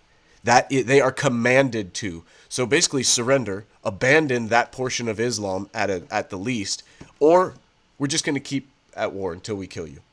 And I don't think there's anything wrong with saying that. No, and you got to look at who he's talking to there too. Not only was he talking to a bunch of young soldiers, but he's talking to people that understand anything. I mean, look at how they live. You got to talk to them like they live. The same way that President Trump, that's why he's got some fluidity right now with North Korea. And you have South Korea's leader coming out and saying, you got to give President Trump credit for this because that's why we have some talk here. You want to know why Kim Jong-un talks to the world that way? He needed to be talked back to that way because that is the only type of communication that people like that understand. That's right. He had to communicate with him on his level. It's the same thing that we've seen throughout the summer and throughout this whole last year in 2017 with the anarchist protests in the streets. It's that very few of them understand a intellectual dialogue, an intellectual conversation. They just don't. Right. Which is why in the beginning of these, none of us showed up to these events and rallies originally with, defense mechanisms or medical equipment, like what happened at the Milo event in Berkeley. There was a ton of people. They were just there to listen to Milo speak, and all of a sudden people were getting pepper sprayed and beat and fires set. Ever since then, hey, we learned. You got us once, shame on you. You get us twice, and it's going to be shame on us. And we just didn't let that happen. And Right. it's a reality. And that is when you talk about them not getting it, these groups just communicating to them on their level, it's just a lot bigger scale. And Rocket Man, I don't know what level's he on, but I hope that Trump can figure it out. I don't know, but he's wearing a suit now. He don't look like Dr. Evil anymore. I know he is wearing a suit. So we're moving on up. That's right, Martha. They're in America also. That's right. You know that ISIS is in America. Kip was a veteran. He put kill them all and let God sort them out. Let's see. Troy's right. Like Brother Doc always said, words would or worse. Yep, words would or worse. That's right. You catching up on some comments there? We're good. Yeah, we're good, brother. All right. It's hard to keep up with them, but we like to pop in and not miss too much. Yeah, guys, thanks for watching. We've got just a little bit left here in two main stories. You want to hit us with what's changing with Medicaid? What's going on with that? With the work requirement? Yeah. Just because I think it's an important Basically, what's going on piece. Sorry, you cut out there a second, Francis. Oh, I said I just yeah. think it's an important piece to hit on. Okay, this actually I think it's out of NBC. I got this article. Actually, Associated Press. Major shift as Trump opens way for Medicaid work requirement. So the head of Centers for Medicaid and Medicaid Services said work and community involvement can make a positive difference in people's lives and in their health. So basically what they're looking at is they want to offer a path for states that want to seek work requirements for Medicaid. And what that is if you're on Medicaid and you're getting Medicaid benefits, right, you have to put some work in the community. Medicaid is a federal-state collaboration covering more than 70 million people, or 1 in 5. It was expanded under President Barack Obama with an option that has allowed states to cover millions more low-income adults. Many have jobs that do not provide health care insurance. I'll just give you guys some quick facts out of it. The administration said 10 states, mostly conservative states, have applied for waivers requiring work requirements. They're Arizona, Arkansas, Indiana, Kansas, Kentucky, Maine, New Hampshire, North Carolina, Utah, and Wisconsin. They say that Kentucky will probably be approved shortly. Their fundamental goal is to make a positive and lasting difference in the health and wellness of our beneficiaries. Let's see here. Originally intended as a health program for poor, that's what Medicaid was. They're saying 60% work either full-time or part-time. That's whoever's on Medicaid now. They said 70% of the public support allowing states to impose work requirements on Medicaid recipients. Even 70%? Did you say 70? Yeah, 70. Even though most people were against deep cuts to Medicaid, which showed, that's the other side of the spectrum in the polling data, that these aren't just people that are hardline all the way. They did show that they didn't want deep cuts. Hey, Tara, how you doing? But let's see here. So 70% of people wanted them. The administration guideline. Okay, so here's the guidelines that they're going to put out there. Okay, you guys? The administration guidance is, these are the guidelines. Exempting pregnant women, disabled people, and elderly. These are the people that won't have to follow the work requirements. They take into account hardships for people in areas with high employment or for people caring for children or elderly relatives, allowing people under treatment for substance abuse problems to have their care counted as community engagement for purpose of meeting requirement. It said the administration said states fully comply with federal disability and civil rights law to accommodate disabled people and prevent those who are medically frail from being denied coverage. States should try to align their Medicaid work requirements with similar conditions. And then basically what they're saying is these people that are on Medicaid and sitting at home, it'll do them a little bit of good. Maybe it'll, do some morale boost for them too. That if they're out doing something productive, because before they couldn't work, and they'll have found places to work. So I don't know. So there's some restrictions on. I mean, that obviously it's not just a carte blanche. It's like, look, you're getting Medicaid to assist you. Yes. But if you're also able-bodied, and you know what? It's going to be important because with all the jobs coming to this country, we're going to need more workers. Between adding all the jobs and dropping illegal immigration from the South by over 60%, there's going to be a lot of Americans that are going to need to go to work, which I think is the number one step in repairing families, communities, all of that. So yeah, and I think that that's also part of the plan to get people off of the welfare epidemic. Yep. It's no different than the opioid epidemic. Yep. I mean, we had a government. He's trying to wean them off. Right. I think it's been a push since Kennedy to basically socialize our money. Mm-hmm. Obamacare, when they realized that they couldn't redistribute wealth through taxes, they tried to redistribute wealth through healthcare, and they have tried to get at us from every way. And we finally have somebody that's standing up to that. So, yeah. So I believe in it. I do believe there's hardships. I believe there's people that should be exempt from it. We all know that. But I think there are a lot of people that confuse the poor with the lazy. And there is a distinct difference, people. Medicaid and programs like that are meant to be a handout. I mean, a hand up, not a handout. Sorry. A hand up, not a handout. And, I mean, we have to definitely draw the line between poor and lazy. Or poor and unmotivated, sorry. I can't get off my PlayStation. I've been drinking Red Bull all night so I can get gold level kind of things. Well, and that's fed further by adding up all of the subsidies that some people do get. It literally oftentimes doesn't even make sense for them to go to work because they can make as much or more sitting at home, and that's a problem. That needs to be changed. That's right, Tim. Sometimes a lifeline. We got Dan already guessing for the mainstream media's rap sheet. People are putting numbers. Nice. Brian, hardships, elderly and veterans should be common sense, but the veterans will be looking for work and likely won't accept it. You're right, Brian. A lot of pride in our veterans. Yeah, guys, great comments. Thank you all for liking this evening and watching us. Before we answer the question of the mainstream media's rap sheet number, I want to go through this one last article, and I know you're gonna love it. Sweet. I'm ready. Are you ready? Are you ready for her? I'm ready. I'm not ready for her. Oh, okay. I get where you're at. No, I thought you were ready for the article. No. You know what? Before we go into this, I do want to say you made an interesting point earlier, and it's something I was thinking about, but we haven't talked about. And you said, I'm not really worried about Oprah. I'm worried about Zuckerberg. And I agree. And I think that this Oprah thing it could actually make it. I think it makes my fear of Zuckerberg's run even greater, because if Oprah rises, someone like Oprah, who's just a random TV celebrity, just like I guess some could say Trump was, but although Trump was more involved in politics. Yeah. Well, he built his empire way before he became a TV celebrity. Right, and he was into business, which was the business he was in was heavily involved with the political process and legislation and whatnot. So he has some experience there. Thank you, Neoma. But when the left or when Democrats when Democratic or left-leaning mainstream media prop up Oprah Winfrey, and all of a sudden it blows up, and it creates all this draw to considering whether it's her 2020 race, and then some stuff comes out and people are like, no, she's probably not the one. That right there just is setting people up. They're already searching. That makes me very concerned about Zuckerberg, because he's a sneaky little bastard, if you ask me. Oh, no, I mean... Yeah, did you see that massive fence he put around his house? Oh, yeah. You mean that looks kind of like a wall? Right. But he believes in open borders? Yeah. Except for at his house? Except like at his all house. Politicians, you don't have to have Obamacare.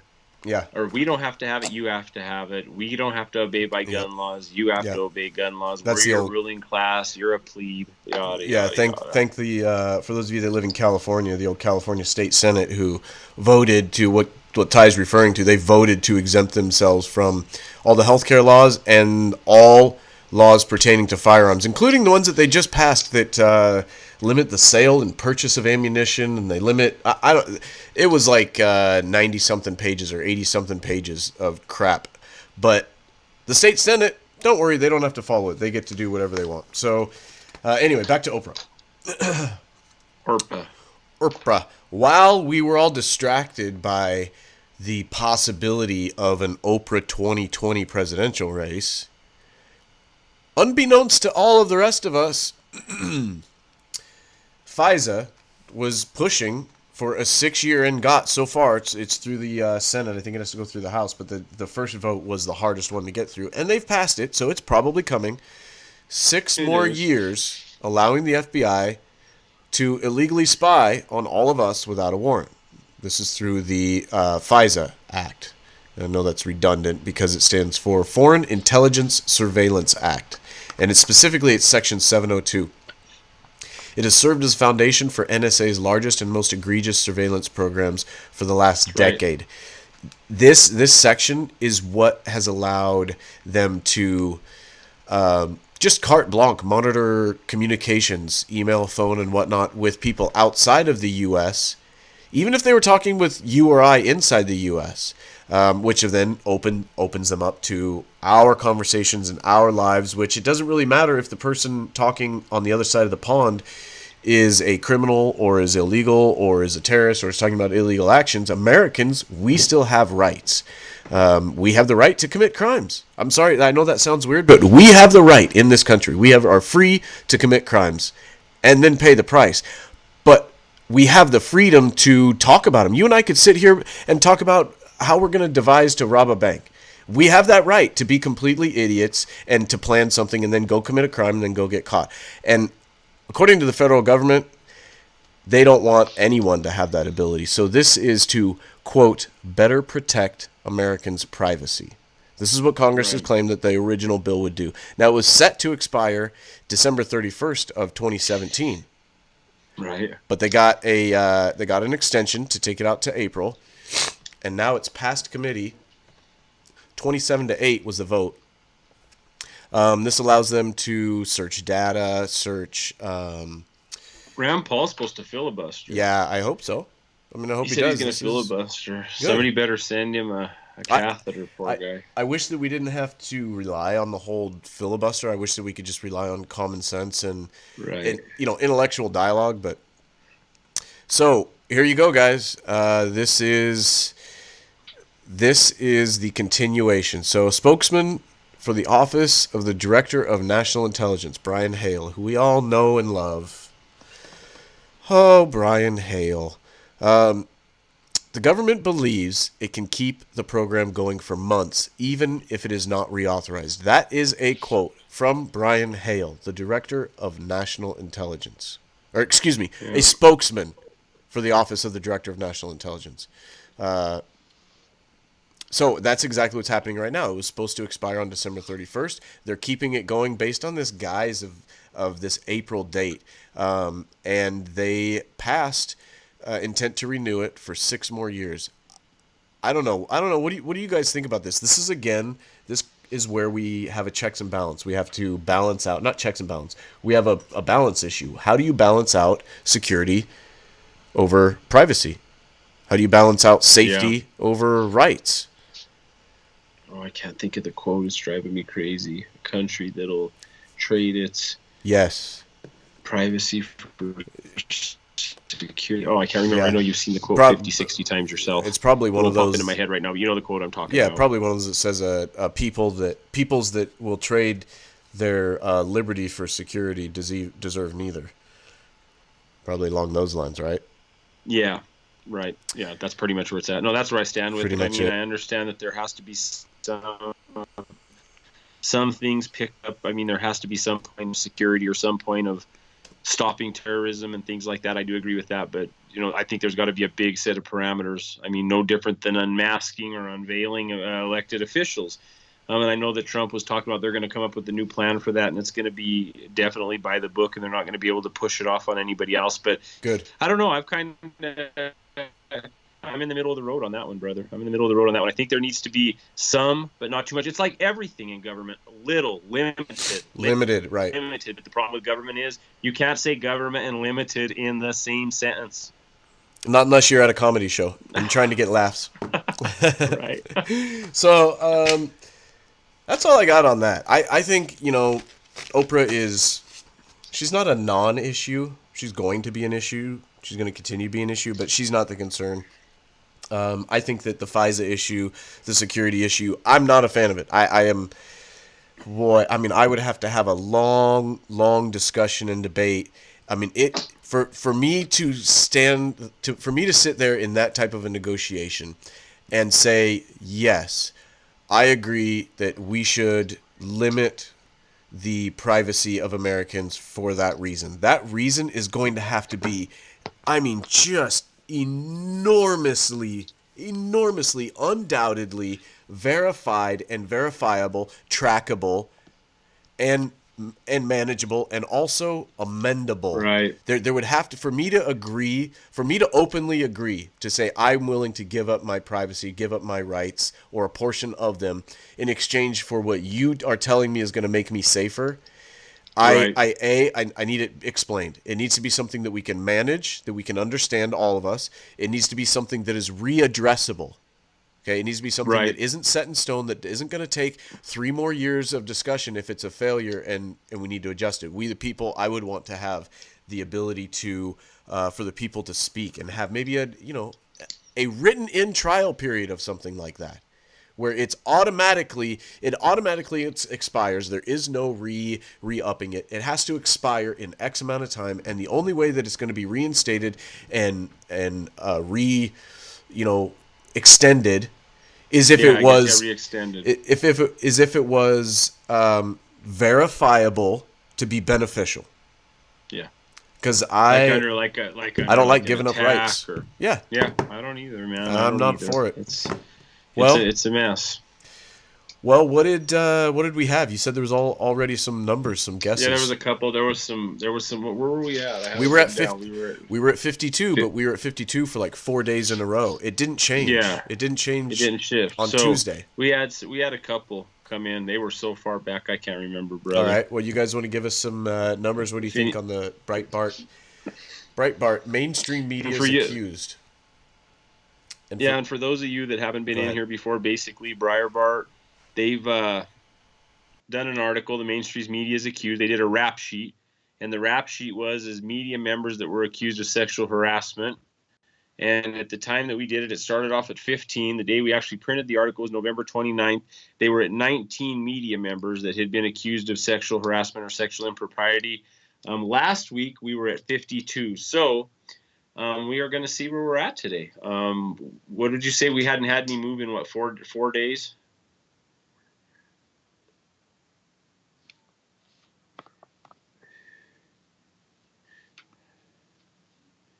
We have Linda with 55, Neoma with 54.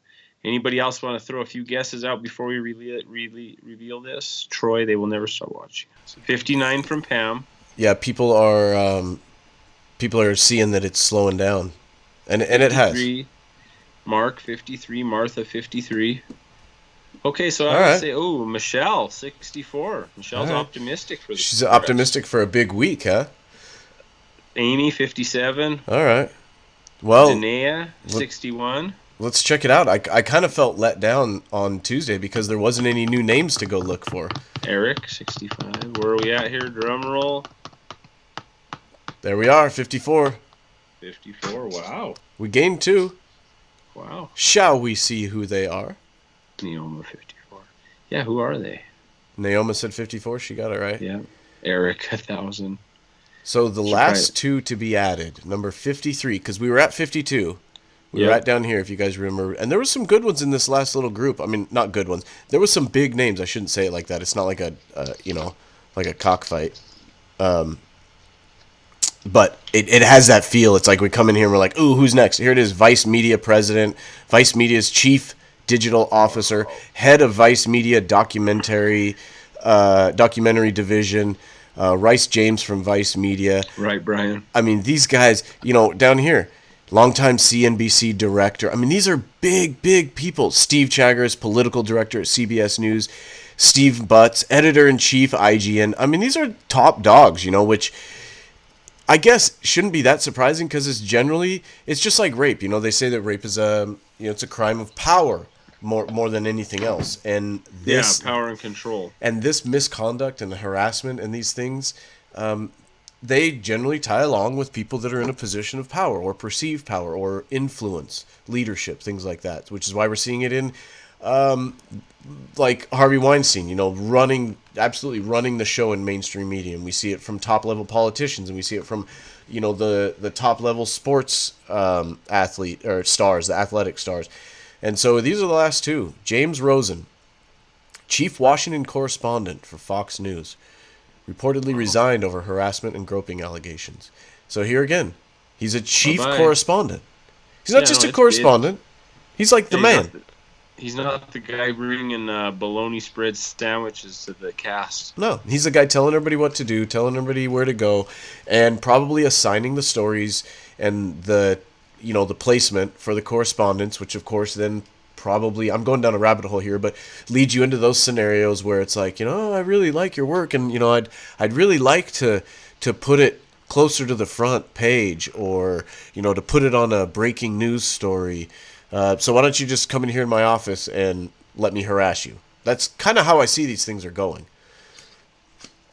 Joel Achenbach, science and politics reporter for the Washington Post, suspended for misconduct with women. You notice how they describe this all different? It's misconduct with women, then it's harassment, then it's groping, then it's allegation. Here's allegations of misconduct. Here's allegations of, quote, inappropriate behavior, suspended for sexual harassment, bullying. I mean, there's all kinds of different verbiages, but it's basically the same. Who wants a bowl of that jambalaya? Yeah.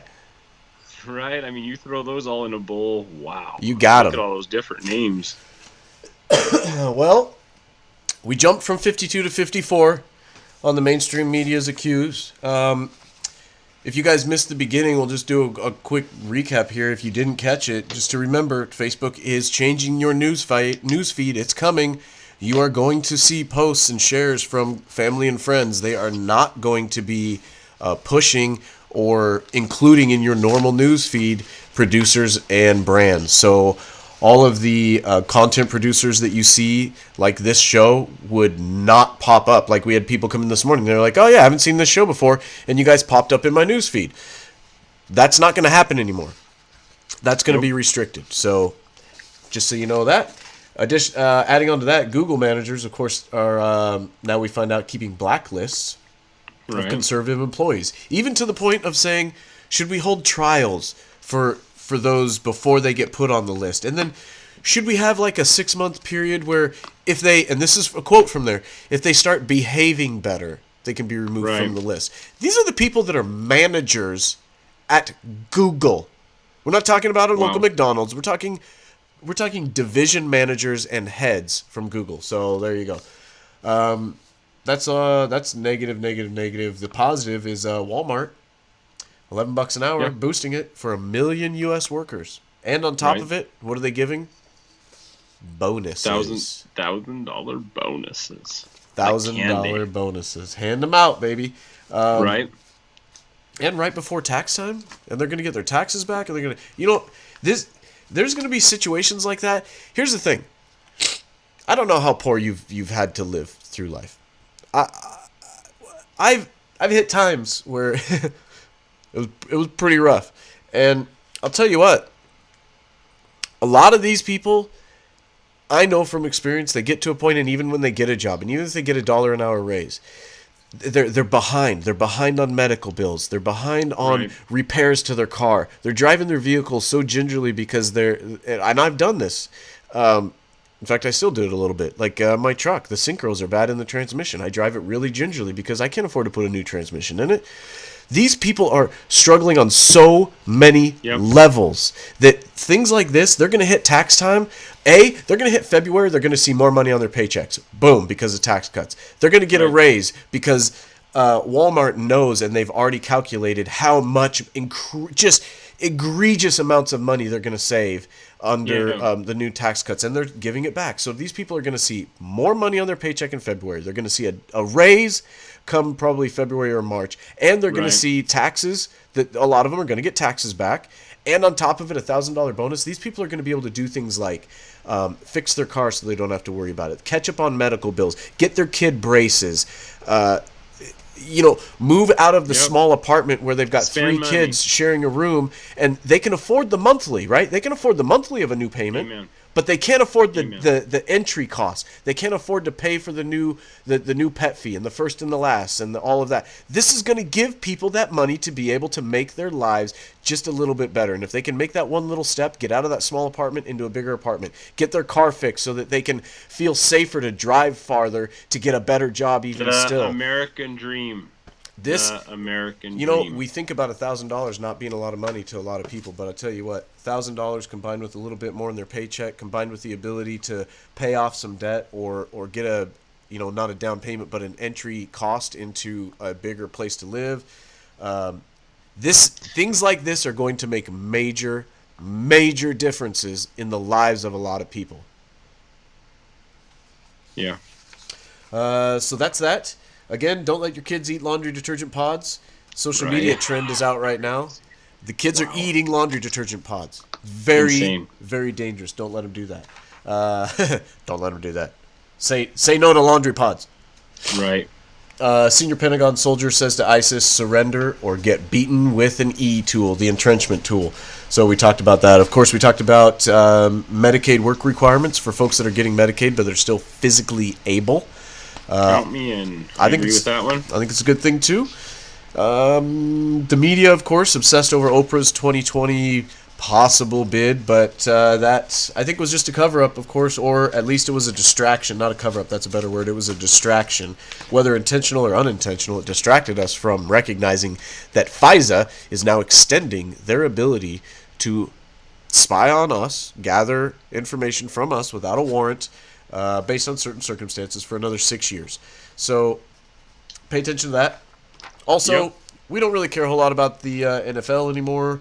We've done full boycott. But just so you know, NBC loves them, and they love the protesters. So NBC has openly said that they are going to highlight knee takers at the Super Bowl. Highlight. Which means, here's what's going to happen. Here's my fear. Sorry to sniff in your ear. This cold sucks.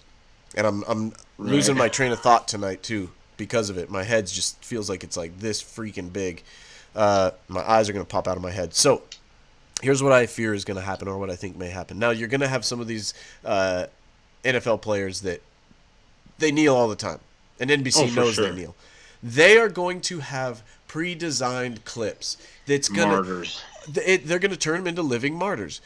I think you know how they show the player, like when they're introducing at the beginning of the game, and they do this little graphic, and it shows the player come up, and he's crossing his arms, and it shows his height and his weight and what school he went to, and sometimes they show a little video clip, right, of them saying something.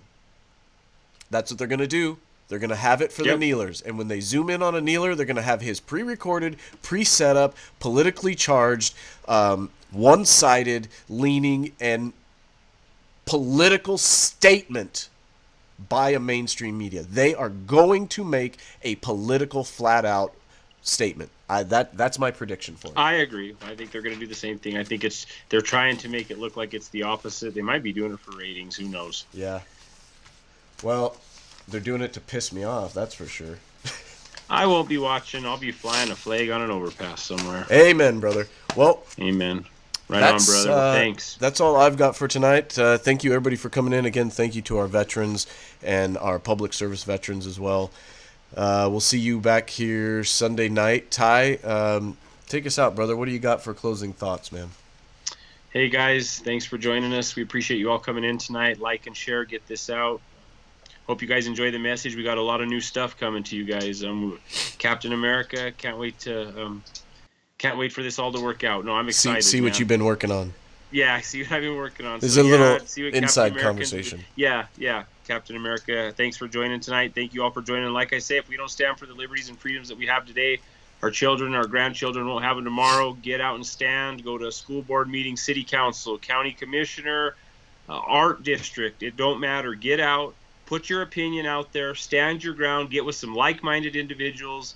Make a stand for your rights, guys. This is why we're doing this. You're going to see us doing this all year. We're going to be traveling to meet and greets. We're going to be holding meet and greets. Going to be coming to you for meetings, hot spots. So buckle up, saddle up, hang on for the ride, guys. We are. God bless you all. we're going to be doing all of that plus speeches. I think it's set up now for 2 speeches just in the first quarter of the year. We're going to be getting out and doing speaking engagements on top of field reporting, on top of all, like Ty said, the city council meetings and school board meetings and town halls. I'd like to hold some town halls of my own. We want to get into real vetting of candidates, okay? So I know that everybody says this. Everybody says, "Oh, like and share, like and share." So I'm gonna ask one time. I'm gonna give you kind of my insight to this sharing business. There's a lot of information out there, and there's a lot of people doing live videos and recorded videos and news shows, and any of these that you feel that this is why sharing is so important.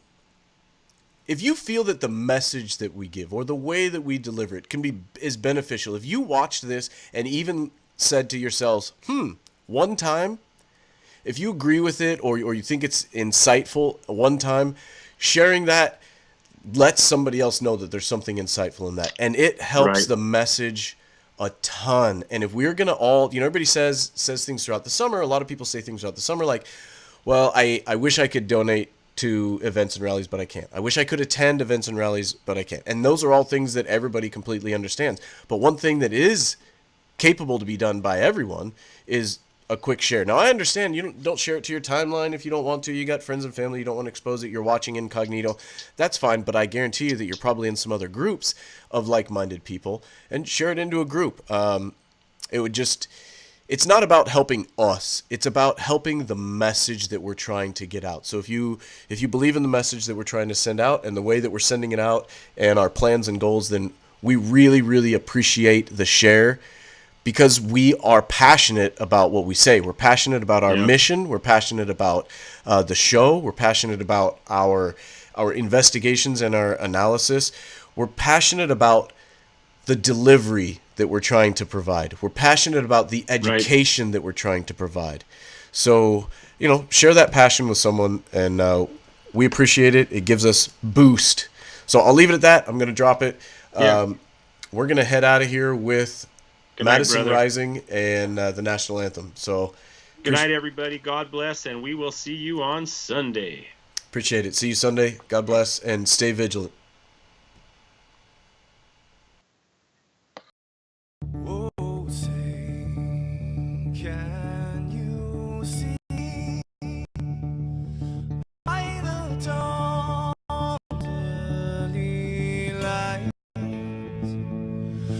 So proudly we hail at the twilight's last gleaming, whose broad stripes and bright stars through the perilous fights. Oh, the